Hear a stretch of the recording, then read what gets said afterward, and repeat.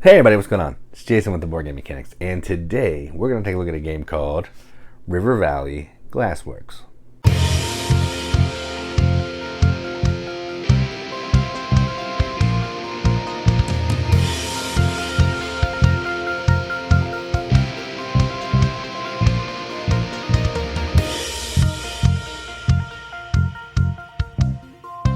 River Valley Glassworks is a game designed by Adam Hill, Ben Pinchback, and Matt Riddle. Art by Andrew Bosley, published by All Play. Plays 1 to 5 players, ages 8 plus, 25 minutes. All that's accurate. I have played this with my 10-year-old, and there were no issues there at all. I don't know what the theme is. You are these cute little creatures that are running a store, and you're trying to collect glass from the river. That's kind of how it works, I think.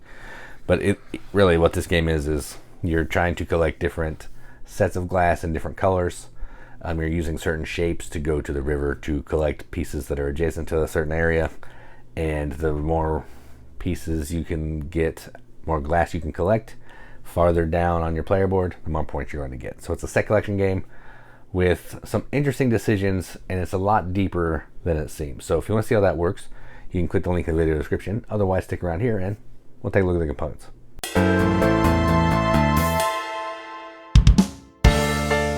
Alright, so here are the components for River Valley Glassworks. First off, look at this box. This box is fantastic. It's a weird shape, but All Play does some weird shaped boxes. It's kind of long. Not super thick, but kind of long. Love the art. Art's from Andrew Bosley, so Everdell. I mean, it's fantastic. Player boards. There's not a ton of components, but the player boards are really cool. They don't do anything different. They just have different art, but they give you kind of a breakdown of scoring and all that stuff. Like this is Cornelius D. Shelworth's Glasscraft. And then this one is a little bit jazzier. Rosie's Grit and Glass. I think I said Gift and Glass in the playthrough, but whatever. So yeah, just a place to house your pieces. You got the bag here, which is pretty cool. Hold your glass pieces. I think there's some stuff for solo on some of the other ones. I haven't played a solo, so I don't know. The river here, the pieces are really nice. Easy to distinguish what shapes they are, how many you're going to start with. They're nice quality. They move around easily. Moving the river can get a little bit fiddly, but it's not the end of the world. The lake, just another place to hold.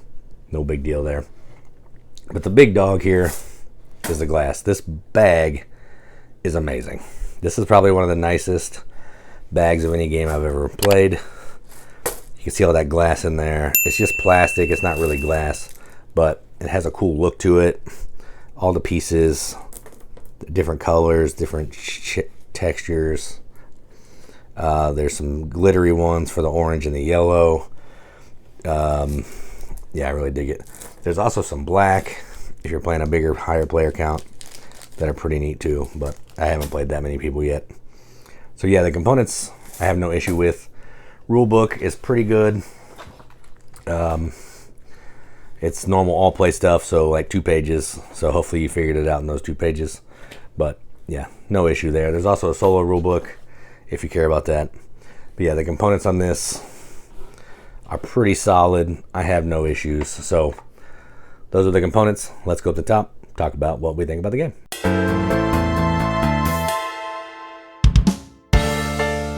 All right, so River Valley Glassworks is a game we picked up at Gen Con, and it seemed like it was going to be a nice little light, laid-back set collection game, which it is, but it does have a little more depth than I was imagining. So we played through this, I think, 3 times in a row, 3 players, and the first game we're like, okay, this is interesting. Second game, we started seeing how the strategy worked a little more.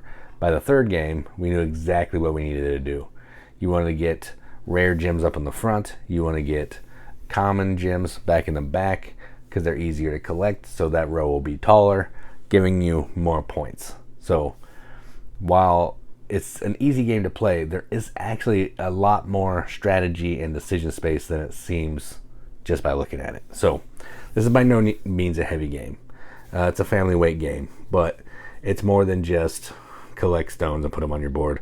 There is some strategy, there is some decision space to how you want to do that. And on your turn, you're doing one of two things. Either taking glass from the river, 4 pieces to fill your bag, because that's the currency of how you're collecting more glass, or you're going to the little sections of the river that have glass in them and using a certain shape so you can collect from one of the 2 spaces adjacent to that space.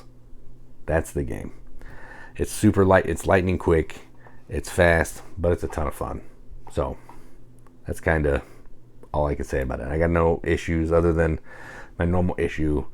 All play rule books. They need another page. The 4 pages, 2 pages open, it needs to have more than that.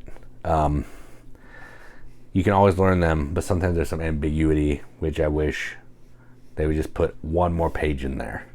Maybe some clarification, some FAQs, whatever. I just would like a little bit more detail in these rule books. That's my complaint for all these rule books. I get it, you want to be simple, easy to play, easy to teach. I get that, but sometimes it's maybe too simple in the wording and it can use a little bit more clarification. So aside from all that, fantastic game.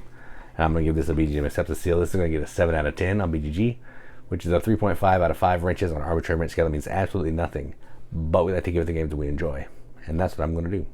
So that is River Valley Glassworks from All Play.